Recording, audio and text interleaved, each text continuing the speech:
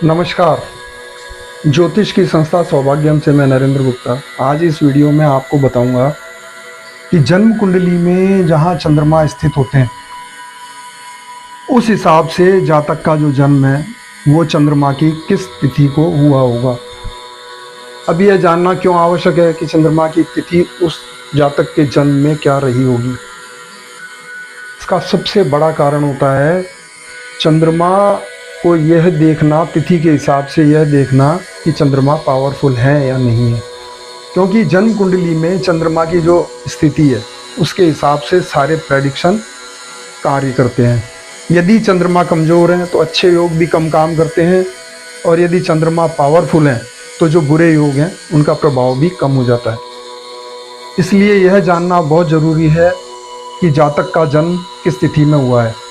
यदि हमारे पास जातक का डाटा उपलब्ध है तो हम कंप्यूटर सॉफ्टवेयर या मोबाइल पे ऐप में डाल करके यह पता कर सकते हैं कि जातक का जन्म चंद्रमा की किस तिथि को हुआ है।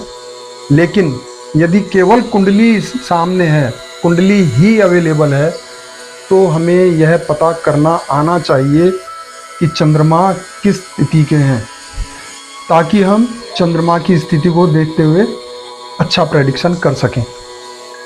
जितना ज़्यादा सटीक प्रेडिक्शन होगा उतना ही ज़्यादा ज्योतिषी का प्रभाव होगा। इसलिए चंद्रमा की तिथि को कैलकुलेशन करना भी आना चाहिए। अब देखते हैं चंद्रमा की तिथि को कैसे कैलकुलेट किया जाता है। सबसे पहले तो ये जानते हैं कि ये लग्न स्थान है, इसे पहला घर भी माना जाता है, दूसरा घर, तीसरा, चौथा, पाँचवा, छठा, सातवां, आठवां, नौवां, 10वां, 11वां और ये 12वां घर है।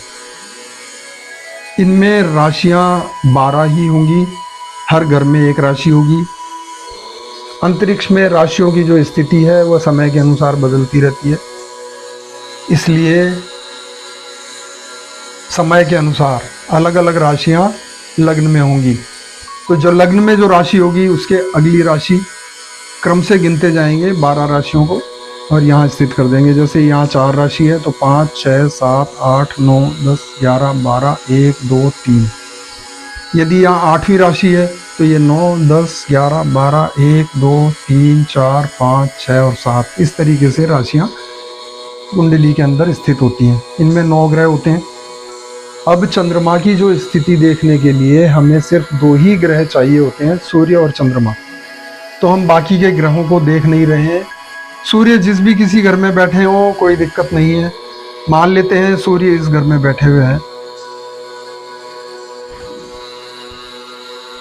अब सूर्य जिस डिग्री के हैं, मान लीजिए यहाँ 12 डिग्री के सूर्य हैं, तो सूर्य के साथ यदि जब 12 डिग्री पर चंद्रमा आएंगे तो वो अमावस्या होगी।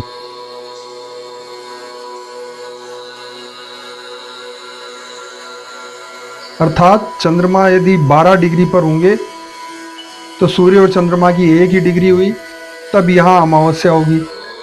और इनके सामने जब चंद्रमा यहाँ होंगे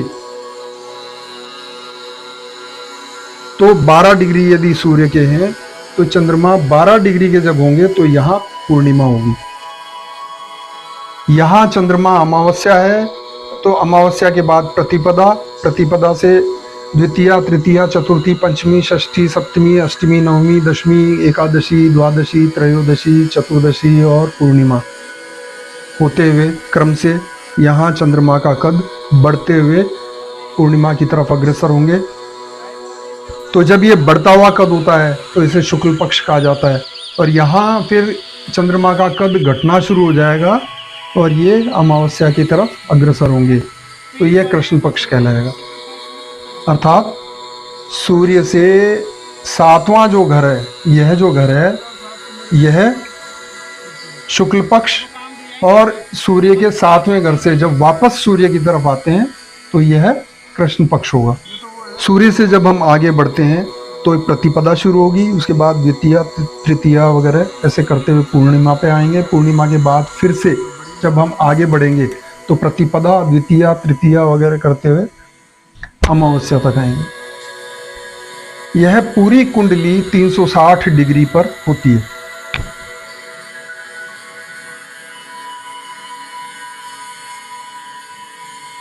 जो कुंडली है पूरी वो 360 डिग्री की होती है, अर्थात ये 12 घर जो हैं वो 360 डिग्री के हैं, प्रत्येक घर 30 डिग्री का हुआ।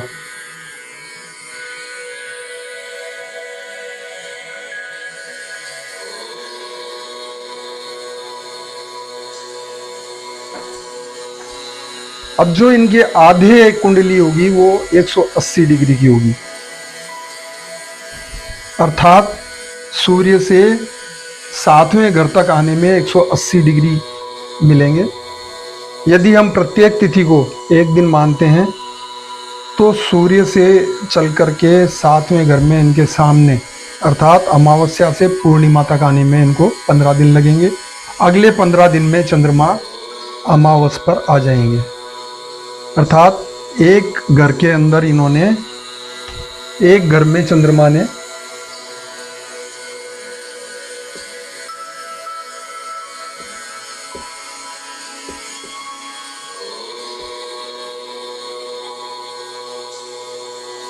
ढाई दिन रहे। अब यह 2.5 दिन का मतलब 2.5 तिथियां हुई।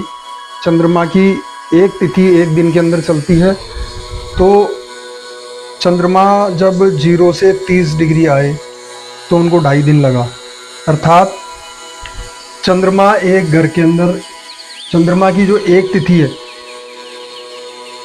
अर्थात चंद्रमा की एक तिथि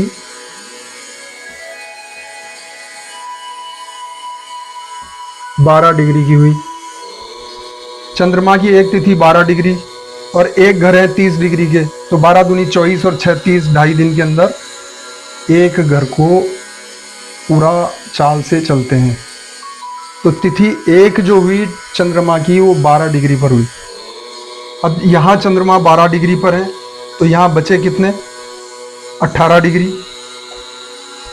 1 2 3 4 5 घर पूरे पूरे हमारे पास हैं। 5 घर के अंदर जब 2.5 तिथि के हिसाब से अगर हम गिने तो 12.5 तिथियां यहाँ तक ये चल चुके हैं।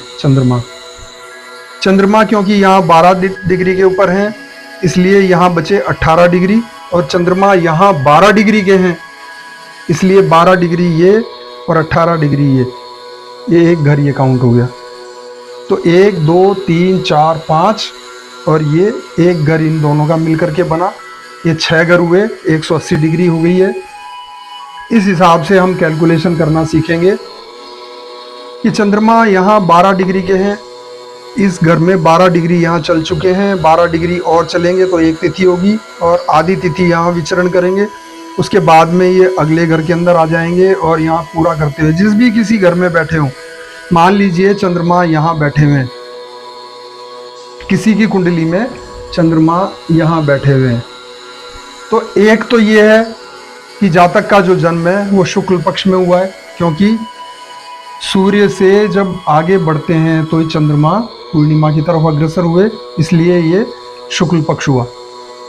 अब चंद्रमा कितनी डिग्री के हैं? यहाँ मान लें 18 डिग्री के चंद्रमा है, यहाँ 12 डिग्री थे।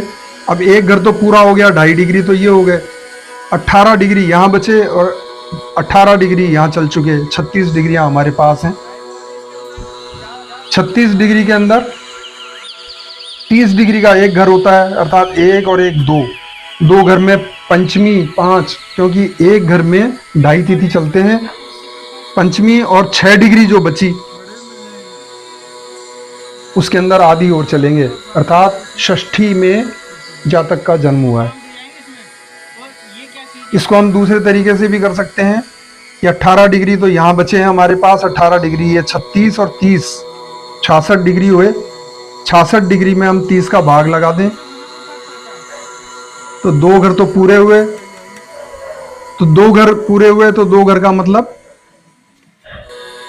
एक घर के अंदर 2.5 तिथि, 2 घर के अंदर 5 तिथियां, और जो ये बाकी की जो 6 अंश बचे हुए हैं, डिग्री बची हुई है, उसमें वो षष्ठी के अंदर प्रवेश कर चुके हैं, अर्थात छठी का जन्म है। अब सूर्य से जब 5 घर पहले होंगे तो चंद्रमा छोटे हो चुके होते हैं, इनका कद छोटा हो चुका होता है, और यहाँ अमावस के बाद में जब ये आगे बढ़ते हैं तो जब तक पंचमी के रहते हैं, पंचमी के होंगे, तब तक इनका कद बहुत छोटा होता है। तो सूर्य से 2 घर पहले और 2 घर आगे तक चंद्रमा को कमज़ोर माना जाता है। इनका कद इतना छोटा होता है कि इनका प्रभाव बहुत कम हो जाता है। अमावस के दिन तो चंद्रमा का प्रभाव करीब करीब नगण्य हो जाता है। इसलिए कुंडली में यह देखना आना चाहिए कि जातक का जन्म कौन सी तिथि में हुआ है। उस तिथि के हिसाब से देख करके हम चंद्रमा को भी उपाय के अंदर शामिल करें, ताकि जो नेगेटिव इफ़ेक्ट चंद्रमा के कारण आ रहा है उसको सुधार हो सके और जातक को उसका अच्छा प्रभाव मिल सके। अभी हमने जो स्थिति देखी थी वो सूर्य को यहाँ चौथे घर में रख के देखी थी। तो चंद्रमा की जो स्थिति यहाँ होगी तो वो अमावस्या की होगी और यहाँ होगी वो पूर्णिमा की होगी। अब हम बाकी की और पोजीशंस देख लेते हैं ताकि किसी के भी मन में संशय ना रहे। चंद्रमा हम यहाँ से हटा देते हैं।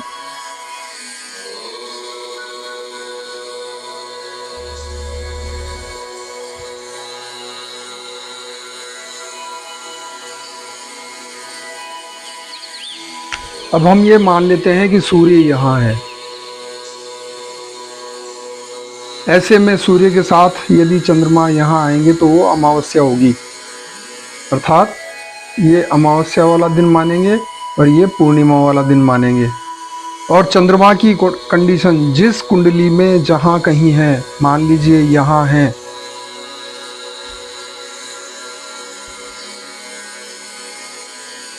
यदि किसी कुंडली में चंद्रमा यहाँ है तो ये सूर्य से अर्थात अमावस्या से बढ़ते हुए क्रम में पूर्णिमा की तरफ जा रहे हैं, तो ये शुक्ल पक्ष के हुए और एक ही घर का डिफरेंस है। तो इनमें अब यहाँ चंद्रमा की जो डिग्री होगी उससे हम देखेंगे चंद्रमा और सूर्य की डिग्री से कि यहाँ कितना अंतर है, तो चंद्रमा कितने तिथि के हो सकते हैं।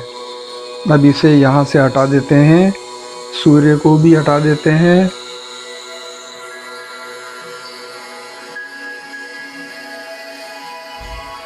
अब मान लीजिए किसी घर के अंदर सूर्य यहाँ है, तो सूर्य के जो साथ वाली जो स्थिति होगी वो अमावस्या वाली होगी। यहाँ सूर्य है तो यहाँ अमावस्या होगी और ये पूर्णिमा होगी।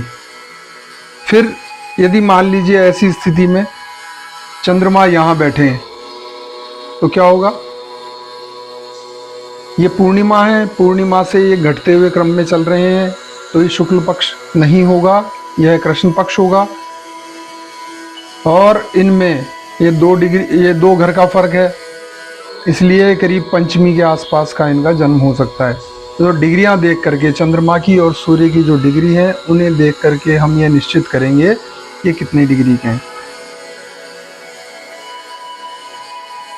इसी तरह से यदि सूर्य यहाँ होंगे तो सूर्य की जो साथ वाली स्थिति है वो अमावस्या की होगी और सूर्य की जो सामने वाली स्थिति है वो पूर्णिमा की होगी। यह जो हिस्सा है यह शुक्ल पक्ष होगा, यह जो हिस्सा है यह कृष्ण पक्ष होगा। यहाँ की स्थिति हमने वहाँ देख ही ली थी। अब यहाँ की स्थिति में आते हैं। यदि यहाँ सूर्य है तो सूर्य के साथ वाली जो स्थिति है वो अमावस्या की, यहाँ ये पूर्णिमा की स्थिति होगी। चंद्रमा जहाँ कहीं भी जन्म कुंडली में बैठे हुए हैं, हम अमावस्या, ये हम पूर्णिमा और अमावस्या के हिसाब से उनको कैलकुलेट करें कि वो कृष्ण पक्ष में है या शुक्ल पक्ष में है और सूर्य से कितनी दूरी पर है, उसके हिसाब से उनको तिथि की गणना करें। यदि यहाँ सूर्य है तो ये अमावस्या और ये पूर्णिमा की स्थिति होगी। यदि यहाँ सूर्य है तो ये अमावस्या, ये पूर्णिमा की स्थिति होगी। यदि यहाँ सूर्य है तो ये अमावस्या, ये पूर्णिमा की स्थिति होगी। यहाँ सूर्य है तो ये अमावस्या, ये पूर्णिमा की स्थिति होगी। यदि यहाँ सूर्य है तो ये अमावस्या, यहाँ पूर्णिमा की स्थिति होगी। यदि यहाँ सूर्य है तो यहाँ अमावस्या, यहाँ पूर्णिमा होगी। यदि यहाँ सूर्य है तो ये अमावस्या, ये पूर्णिमा होगी। सूर्य से चंद्रमा की कितनी दूरी है, क्योंकि चंद्रमा एक घर में 2.5 दिन रहते हैं, 2.5 तिथियां होती हैं एक घर में, उसके हिसाब से कैलकुलेट कर सकते हैं। यदि किसी को डिग्रीज या चंद्रमा की तिथि में कोई भी दिक्कत आई हो समझने में तो कृपया नीचे कमेंट बॉक्स में लिखें, मैं उत्तर ज़रूर दूंगा या नया वीडियो बना करके आपके संशय का निराकरण कर दूंगा। अब चंद्रमा के कारण से कौन कौन से उपाय करने चाहिए। जब चंद्रमा हमें दिखते हों, अर्थात चंद्रमा का उदय होता हो और वो अर्घ्य देने की स्थिति में हो, अर्थात इतने ऊपर नहीं चले गए हों कि हम उनके ऊपर लोटा रख करके उन्हें अर्घ्य दे सकते हो, तब तक उन्हें अर्घ्य देना चाहिए। चंद्रमा को अर्घ्य देने के लिए स्टील के लोटे या चांदी के बर्तन का इस्तेमाल करेंगे। जो जल होगा उसमें 3-4 चम्मच कच्चा दूध मिला देंगे ताकि पानी का रंग सफ़ेद हो जाए, और दूध को भी चंद्रमा का कारक माना गया है। अर्घ्य देंगे इस तरीके से देंगे कि जहाँ चंद्रमा स्थित है उनसे ऊपर लोटे को रखेंगे और एक पतली धार के रूप में बगैर टूटते हुए जल का अर्पण करेंगे। अंत में जो जल लोटे में बच जाता है उसको दोनों आँखों पे लगाएंगे, मस्तक पर लगाएंगे और गले में और हृदय पर लगाएंगे। ज्योतिष में चंद्रमा को माता का कारक माना गया है।